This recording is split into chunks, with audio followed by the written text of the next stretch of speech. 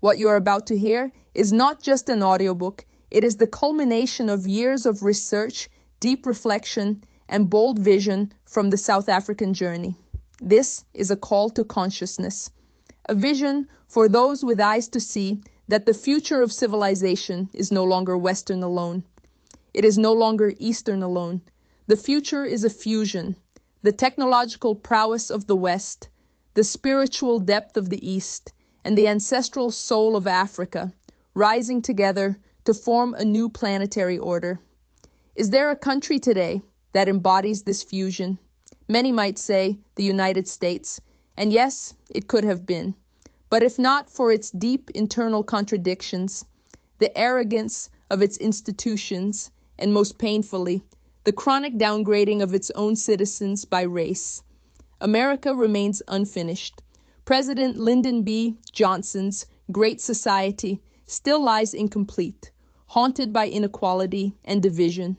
And so the eye of history shifts to another land, a golden country at the southern tip of Africa, South Africa.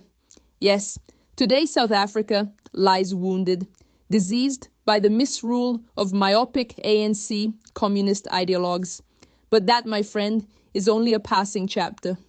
The ANC has lost its outright majority. Its grip is slipping. Its time is up. It is on the road to extinction.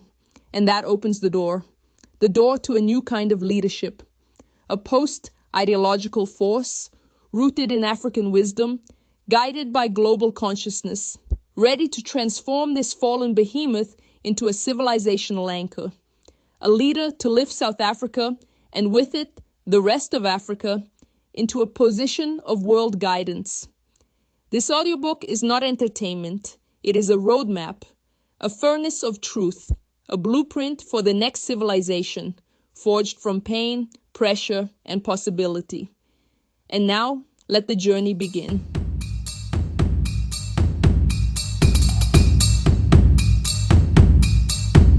South Africa, the furnace of a new world civilization, rising from Africa.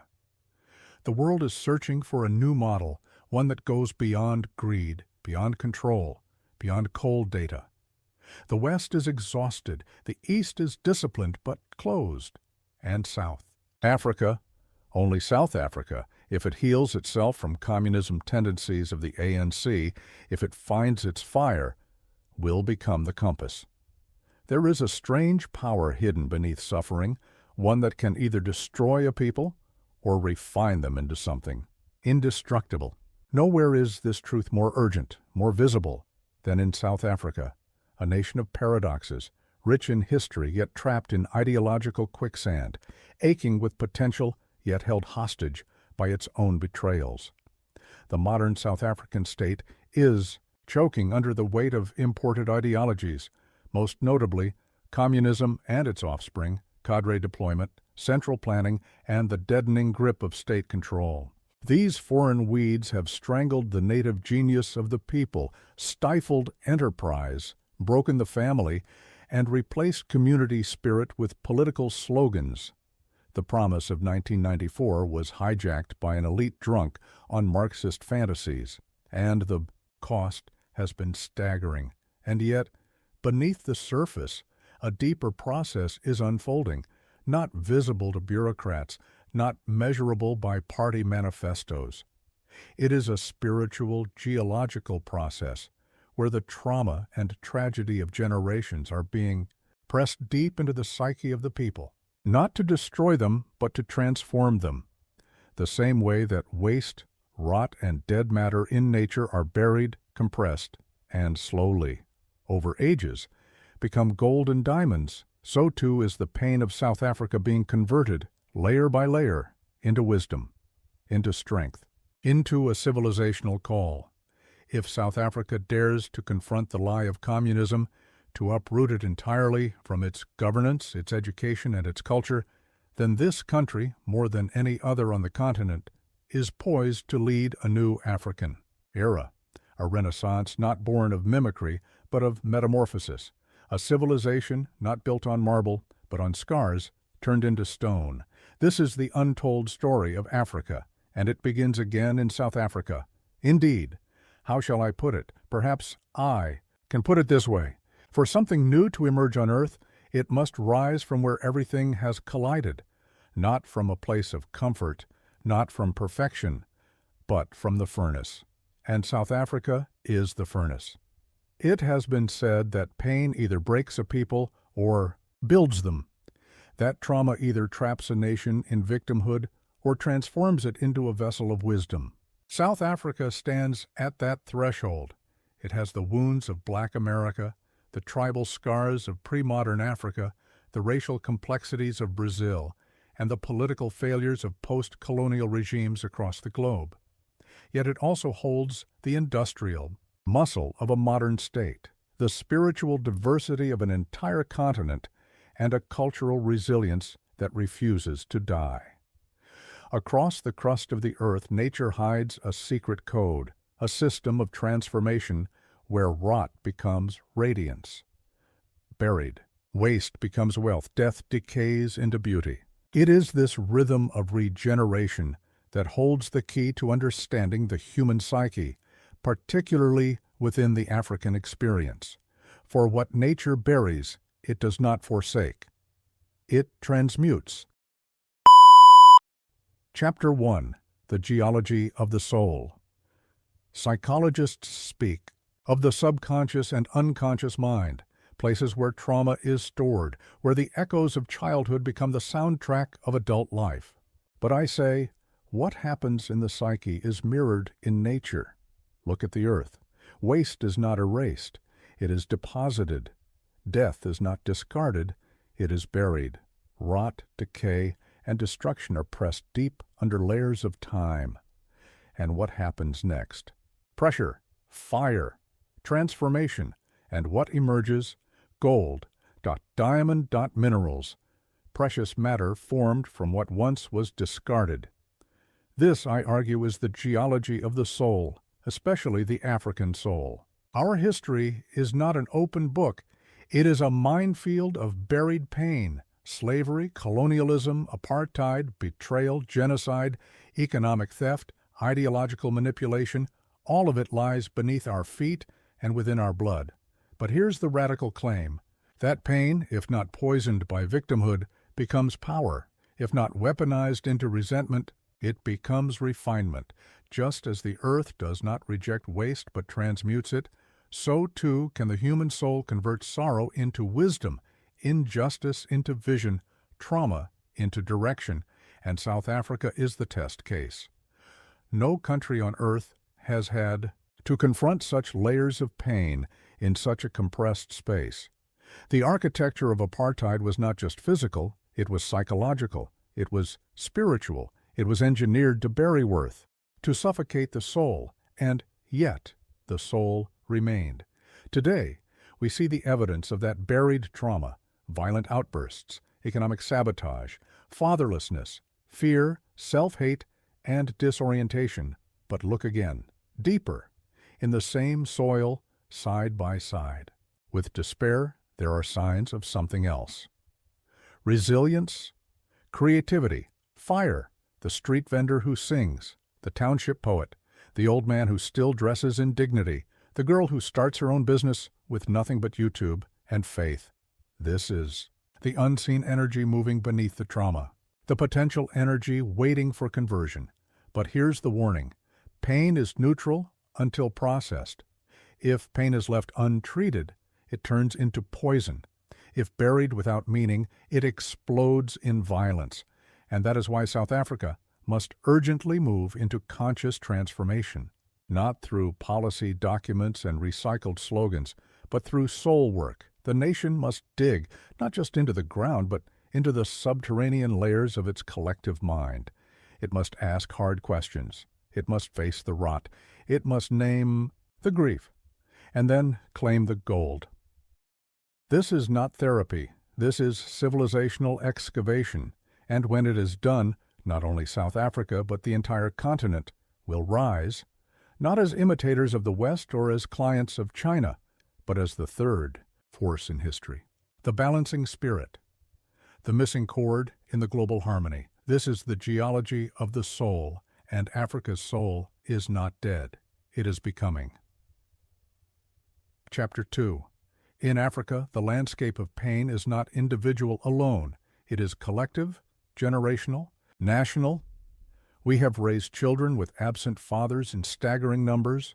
We have lived through colonization, exploitation, and betrayal. We have walked streets where poverty stalks dignity. We have voted for leaders who rob us with left hands. Raised in liberation slogans, we have built broken homes from broken homes. And the mental health fallout is profound. Anxiety, depression, suicidality, hopelessness. But what if, just as in nature, this psychic sediment, this weight of grief and humiliation, does not remain as it is? What if, given time, silence, and reflection, it undergoes a metamorphosis? Here is the radical thesis: the pain of Africa will become its power. Let me take you into nature. When waste, rot, bones, dead roots, and decomposed animals are washed by rain and buried deep in the soil, the earth does not reject them. It receives them. And slowly, over time, through processes invisible to the eye, heat, pressure, molecular compression, these remnants of decay are transfigured into minerals, into gold, into diamonds, into precious ore. Pain becomes wealth, death becomes beauty, the discarded becomes the desired. If that is true for nature, why should it not be true for the soul? Why should not the hurt of the past be alchemized into inner strength, wisdom, and leadership? I contend that within every African child raised without a father, every young adult traumatized by violence or neglect, there lies a deeper spiritual geology at work. The pain, once buried, is not the end of the story.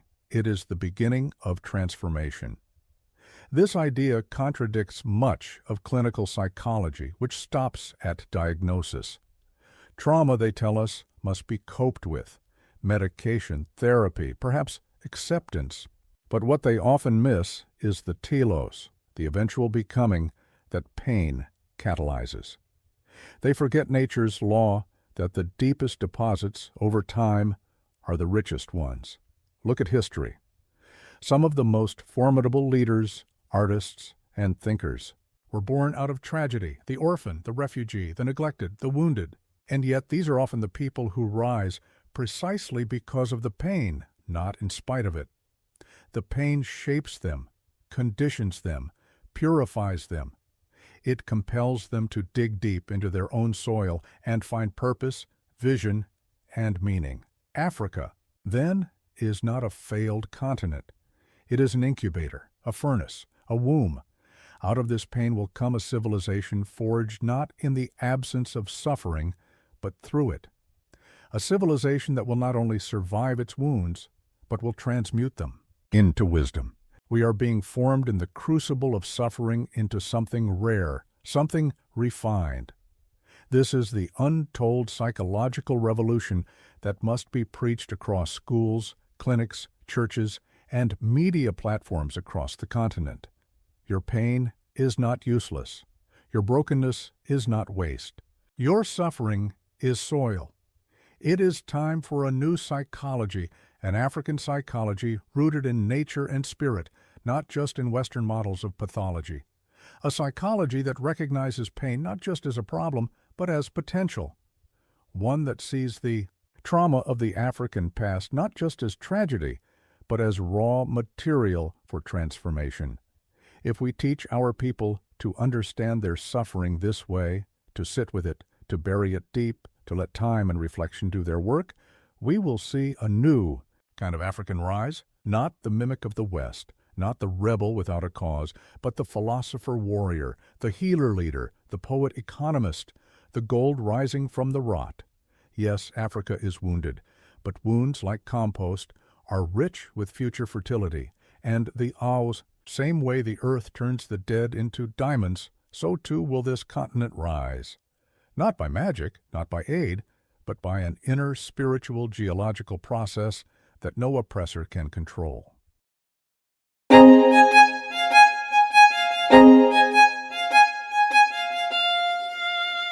Chapter 3. Cut the root, the communist rot of the ANC. The lie must die. The African National Congress was never a pure liberation movement. It was a parasite, a carefully constructed Soviet proxy, a front that wore the face of African suffering, while feeding from the hand of foreign power. And the poison it planted in South Africa runs deeper than most dare admit. Let's speak clearly.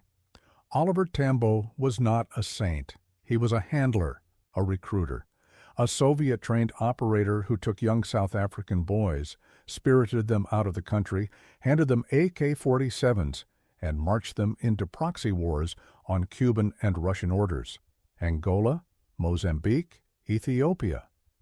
South African boys bled in foreign jungles not for freedom, but to expand Moscow's global chessboard. And what did Tambo get in return? Weapons, uniforms, a role in the script of liberation. But what South Africa inherited was not liberation, it was a psychological virus, a blueprint for central control, a disdain for free thought, and a deep addiction to state power. Joe, Slovo and the SACP gave it intellectual teeth. The UDF gave it community cover. Mandela gave it global branding, and the ANC gave it permanent infrastructure, a ruling elite masquerading as a people's movement. This was not a natural evolution. This was engineered. South Africa became a sandbox in the Cold War, and when the Cold War ended, the ANC kept playing the same game, except now it played alone, devouring its own people. Do you want to know where ESCOM collapsed? At the ideological level. Do you want to know why our economy bleeds? Look at collectivist thinking. Do you want to know why corruption is systematic? It's because loyalty to the party replaced loyalty to principle. This isn't accidental. It's the result of Marxist-Leninist doctrine.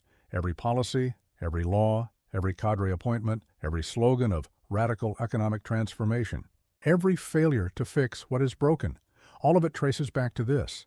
The ANC believes the state must control everything because it was taught that by communists. They don't believe in private property. They don't believe in independent thinking. They don't believe in local initiative. They believe in the party, the revolution, the central plan, and now the whole thing is rotting in the sun. Let us stop pretending. The ANC is not a fallen angel. It is a well-fed monster finally exposed. Its roots were always red. Its tongue was always Soviet. Its love was never for the people, but for power. And if South Africa is to rise, if a new civilization is to emerge from this land, this ideology must be uprooted entirely, not reformed, not repackaged, uprooted. The next chapter of South Africa cannot begin while the corpse of Marx still lies unburied in our Constitution, in our schools, in our public discourse. Cut the root. Burn the rot. Bury the lie. Only then can we rise. With the ideological rot exposed and incinerated, we now pivot to vision. Chapter 4. The Leader Who Must Rise. Not a recycled comrade or academic theorist, but a new archetype. A builder, not a slogan thrower, a streetwise statesman, not a party slave. Here it is. The leader who must rise. South Africa doesn't need another liberation icon. We've had enough statues, enough memoirs, enough graves full of grand speeches. What we need now is something utterly different, a leader forged in pain, purified by clarity, and disciplined by vision, not a comrade, not a career activist, not a product of Moscow seminar rooms or ANC youth camps, but a man or woman whose legitimacy rises not from exile, but from experience, from having lived, bled, and built something real. This leader will not speak like the ones before. They won't sing struggle songs. They won't wear party colors. They won't dance on stages surrounded by vultures in fake leather jackets. No, this leader will wear work boots, speak in plain language, understand spreadsheets as well as they understand soil. They will have built a life before seeking to rebuild a country. They won't call you my people and then rob your pension. They won't invoke Mandela like a magic charm while collapsing the school system. They won't blame apartheid while sipping whiskey in Dubai. This leader will come from the undercurrent, from the common South African who has watched this nation sink and has had enough. They will be immune to ideology, allergic to bureaucracy, and hostile to corruption in all its forms. Whether black, white, or camouflage green, they will not care what the ANC thinks, or what the SACP thinks, or what the tenderpreneurs think. They will only care what works. This leader will break the culture of fear. They will speak truths that are currently whispered. Behind closed doors, they will say what needs to be said, that not all inequalities are unjust. That merit must return. Chapter 5. The Pillars of a New African Civilization. No civilization rises on vibes, not on hashtags, not on grants, not on endless apologies or museum tours. It rises on pillars, firm, ancient, and new. It requires architecture of the mind, the market, the family, the spirit. And if South Africa is to rise from the ashes, it must do so not on borrowed slogans, but on eternal principles reborn in an African key. Let us lay them down, one by one. Moral authority, not political power. The next civilization must reject the gospel of dominance. The ANC taught us that power can be grabbed and sustained with propaganda. But moral authority is different. It is earned. It cannot be tendered.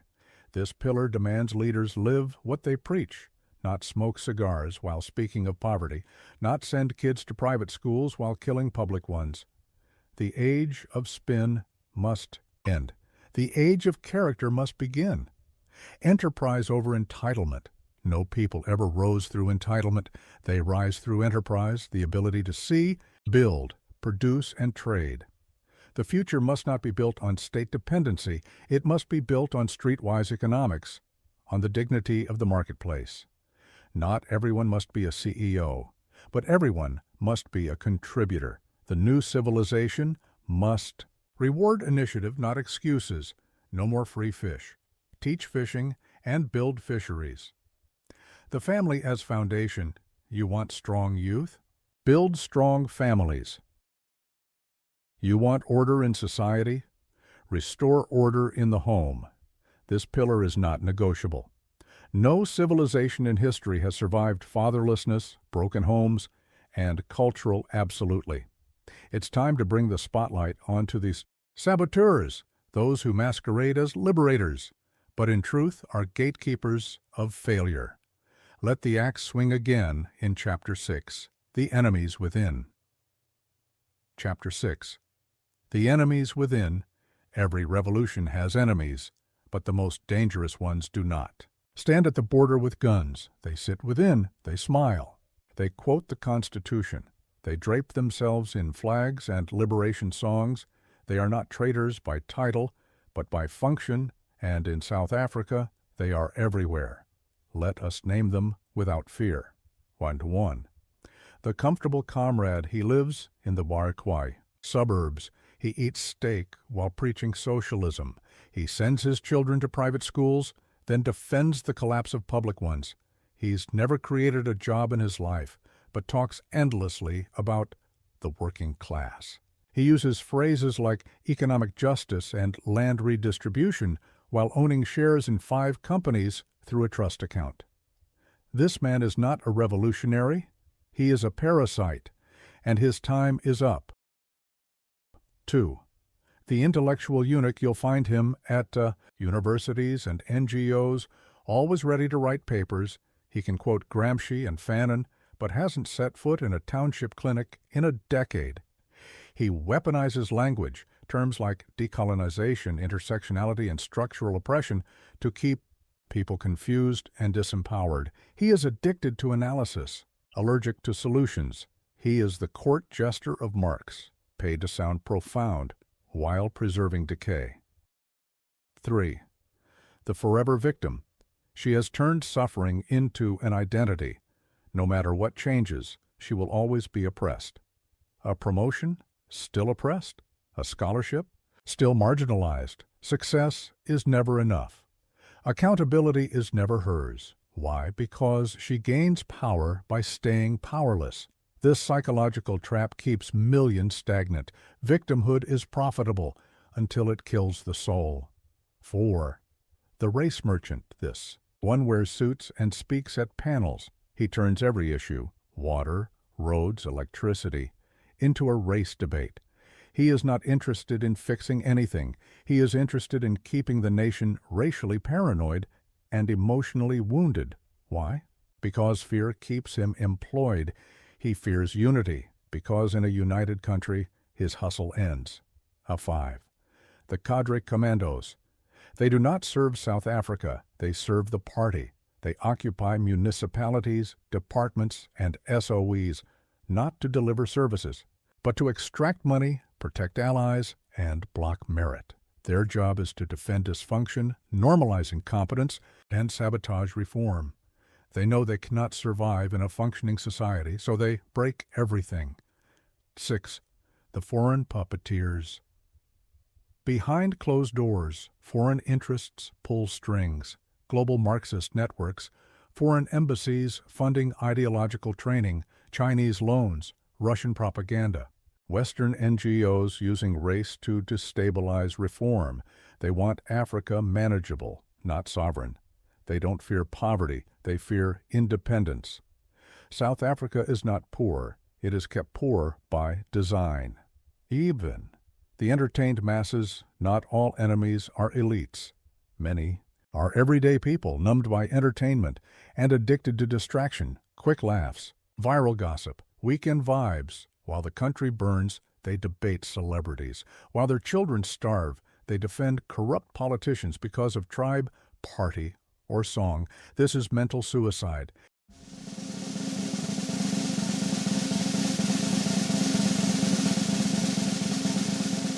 Now we ascend to the soul level, the foundation beneath all pillars, beyond politics, deeper than economics.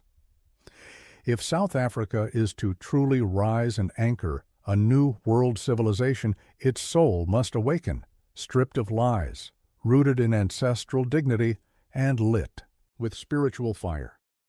The awakening of the African soul. There is something deeper than government, deeper than money, deeper than race, ideology, or revolution.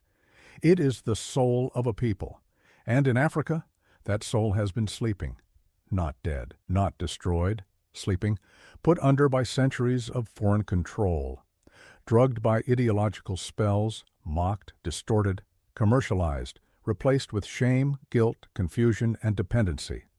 Colonialism did not just steal land, it stole confidence. It planted the seed that said, "You are not enough." And when it was gone, the next wave came: Marxism, Western guilt, imported liberalism, global consumerism, different clothes, same poison, and so the African soul remained buried under borrowed ideas, toxic politics, and imported values that never fit our soil. But now, there is a stirring. We feel it here at the South African journey. The South African journey exists to pierce through the thick fog of lies and manufactured ignorance that has suffocated the soul of the nation. We use the word lies deliberately, because what the masses are fed is not just misinformation, but a systematic distortion of truth. And we speak of ignorance not as insult, but as tragedy, a condition imposed, cultivated, and enforced to keep people docile and misled. When a people are made to live inside falsehoods, their worldview becomes a prison. Their very perception of reality is hijacked. The African soul is not ideological, it is philosophical. It sees the human being, not just the class, not just the race, not just the state. It says we are connected, yes, but we are also responsible to ourselves, to each other, to the ancestors, to the unborn. This awakening is not elite-driven. It is coming from the bottom, from the soil, from the streets, from the hills. It is a fire that cannot be televised, only felt, and once it burns, no ideology will survive. The awakened. African soul does not ask for handouts. It does not beg for inclusion. It creates, it builds, it leads, it looks inward, it stands up, and it says, "We are the civilization. We are the future. We are enough." This is the awakening, and it is unstoppable. Chapter 8. South Africa and the Compass of the World. Let it be known. This is not South Africa's first moment on the world stage. A century ago, it was a South African, Jan Smuts, who drafted the very blueprint for the League of Nations, the precursor to the United Nations. He didn't just walk the corridors of empire. He wrote the architecture of global cooperation. He believed the world needed a covenant among nations, a shared morality, a structure for peace. That seed was planted in African soil, so when we say South Africa may anchor the next civilization, we are not inventing fantasy. We are reclaiming history.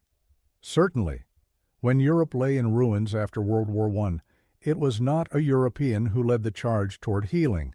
It was a South African philosopher general who believed that the nations of the earth could not survive by domination, but only by agreement. Smuts drafted the charter. He envisioned a world bound not by power, but by principle, but he went further. He also gave the world a philosophy, holism, a theory that everything is interconnected, that wholes are greater than the sum of their parts, that nations, races, individuals, even enemies, must ultimately find unity or perish. While the world turned to ideology, Smuts turned to wisdom. Holism was Africa's first civilizational export, a way of thinking born not in the ivory towers of Europe, but in the wild landscapes of southern Africa. It saw nature, humanity, and spirit not as separate things, but as one living organism.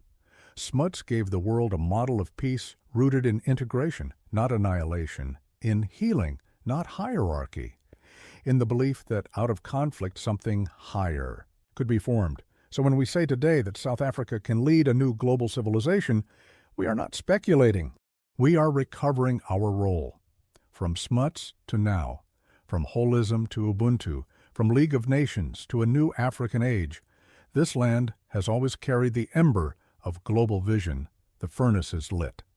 Now it must burn again. History has a strange rhythm. Nations that fall the hardest often rise the highest, if they learn, and now a shift is underway. Because in the ruins of ideology and betrayal, a new force is forming, not loud, not yet institutional, but real, and if South Africa can stabilize, rebuild, and awaken, it will not merely be a success story. It will become a global compass. A moral compass for post-colonial nations. South Africa's journey from apartheid to democracy to decay has made it a mirror for every post-colonial society. But if it rises with integrity, not slogans, it becomes proof that a nation can emerge from ideological deception, reclaim moral clarity, and build a system that values life over loyalty, competence over cadre. It will teach nations you don't need a strong man. You don't need imported ideologies. You need soul-rooted governance and unbreakable values. Phafos, spiritual compass in a world of noise, while the West drowns in cynicism and the East tightens control. People are spiritually starving. They are overfed, overworked, and underinspired. And here comes Africa, carrying ancestral wisdom, Ubuntu, and a philosophy of being that is deeply human. South Africa can teach the world how to be modern without being soulless, how to innovate without severing tradition, how to build cities without losing the village. A cultural compass in a confused world in an era of identity crisis, where people no longer know what a man is, what a woman is, what... Truth is, South Africa can offer something rare, a coherent cultural identity that allows diversity, but insists on rootedness, where elders still speak, where language still matters, where community is not dissolved by individualism, but enriched by it. An economic compass for the global South. World is watching. Can a nation rise without IMF control? Can a people break from dependency without becoming isolationist? If South Africa empowers entrepreneurs, rebuilds its local economy, frees its markets from corruption, and leads regional trade, it becomes the blueprint for how the global South can thrive on its own terms. It becomes the anti-China model and the anti-aid model in one, not extractive, not manipulative, but balanced. A continental anchor Africa is awakening, but without South Africa as a stable, values-driven anchor, the continent risks fragmentation. Nigeria is powerful, but unstable. Ethiopia is ancient, but divided. Kenya is promising, but strained. South Africa, reborn, is the only country with the infrastructure, diversity, and institutional memory to become Africa's moral and strategic center. Not by force, not by dominance, but by example, by depth, by discipline. A civilization for the age of collapse. The world is entering turbulence, economic collapse, cultural fragmentation, artificial intelligence without ethics, political polarization, ecological breakdown. What does the world need? Not another empire. Not another Silicon Valley. It needs a civilization, rooted, grounded, humane. And Africa, led by a reborn South Africa, can offer just that. We have the land. We have the soul. We have the scars. All that's left is to rise with clarity, courage, and conviction, because South Africa was never meant to be a follower. Brilliant. Now the final chapter is not theory. It is not history. It is you. It is the call. Chapter 9. What you must do now brings everything home. This is where you no longer spectates. You enter the furnace yourself. What you must do now, you've heard the vision, you've walked through the fire, you've seen the rot, you've touched the awakening. Now comes the part no one can escape. What will you do? Because civilizations are not built by authors. They are not built by presidents. They are built by millions of ordinary people who make extraordinary choices every day. Let's make it clear. You do not need a title to lead. You do not need an office to govern. You do not need permission to begin. Clean your sphere. If you're in the home, make it a place of order and soul. If you're in business, make it honest and excellent. If you're in the classroom, light a fire in your students. If you're online, don't spread rot. Spread light. Wherever you stand, be the proof that the new civilization already lives in you. Reject the parasites. Refuse the narrative that you are a victim forever. Reject politicians who speak of justice but feed on dysfunction. Refuse slogans. Refuse race baiting. Refuse corruption in your circle. Stop voting for thieves. Stop excusing failure because it wears struggle colors. Starve the beast. Build something, anything. Start that small business. Plant those crops. Launch that podcast. Mentor that child. Write that book. Create that network. Teach those values. Even a one-room bakery with soul is worth more than 100 empty parliament seats. This nation is not waiting for speeches. It is waiting for builders. Speak the dangerous truths. Speak what others fear to say, not to be cruel, not to be edgy, but to cut the fog. Say, yes, the ANC destroyed this country. Yes, communism was a foreign virus. Yes, the family must come back. Yes, Africans can build without aid. Yes, this country is not dead. The truth is dangerous because it is. Liberating. Anchor the soul, read again, pray again, honor your elders again, teach your children who they are, reject the god of consumption, return to stillness, return to reverence, return to the inner furnace. You cannot rebuild a nation whose soul is lost. Let the reconstruction begin in you. Link arms, find others, build circles, start local forums, share this audiobook, host dialogues. This revolution is not about one party. You have just listened to South Africa, the Furnace of a New World Civilization Rising from Africa, a research project here at the South African Journey. This is more than a book. It is a blueprint, a weapon, a warning, and a call. a call to tear down illusions, to uproot inherited rot, to walk through fire and rise with clarity. A call to become something history has not yet seen, a free African who builds, anchors and leads. Not the time for delay is over, the furnace is burning and the world is watching. You are not just a listener, you are a brick in the new foundation, you are a bearer of the flame. And now, the only thing left is to build.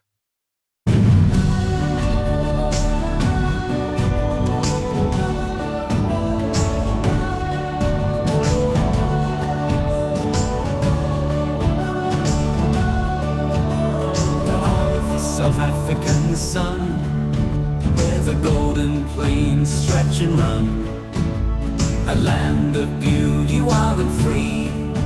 The savannah sings its melody, from the rolling hills to the endless sky. The whispers of nature, oh they fly high, peruse in grace a canvas so wide. In this land we take pride, South Africa, land of the savannah, with dreams that shine like the morning panorama. From the Karoo's heart to the Western Cape, every corner's a story, every moment escape.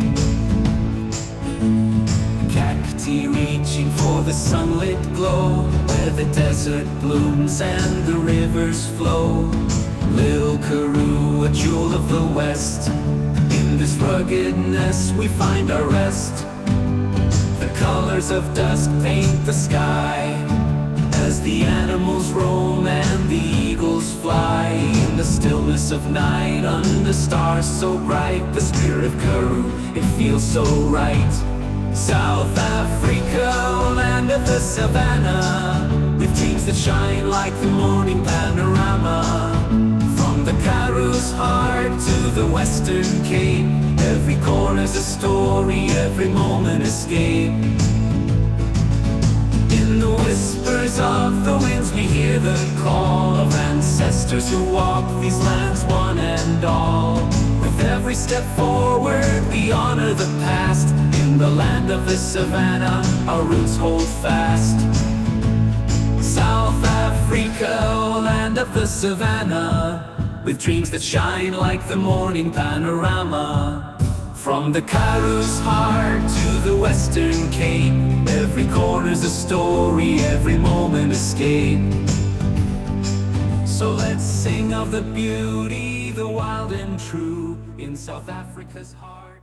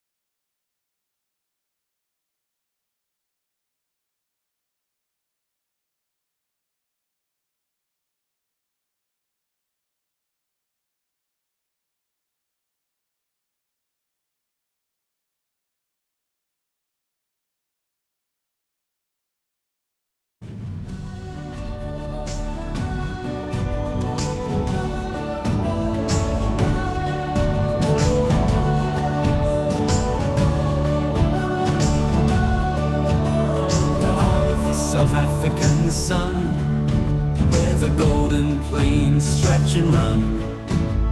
A land of beauty, wild and free. The savannah sings its melody. From the rolling hills to endless sky, the whispers of nature, oh, they fly high. Peruse embrace a canvas so wide. In this land we take pride. South Africa, land of the savannah, with dreams that shine like the morning panorama. From the Karoo's heart to the Western Cape, every corner's a story, every moment escape.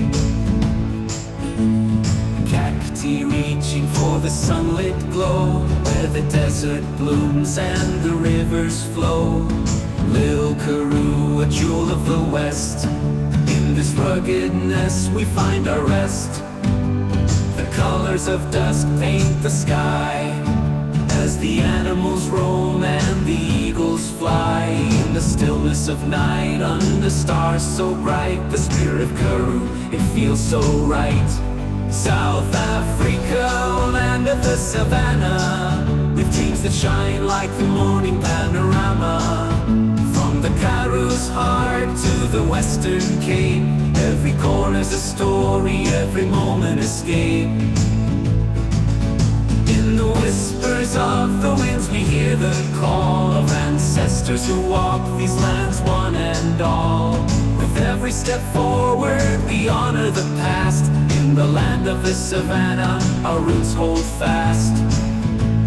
South Africa, land of the savannah, with dreams that shine like the morning panorama. From the Karoo's heart to the Western Cape, every corner's a story, every moment escape. So let's sing of the beauty, the wild and true, in South Africa's heart.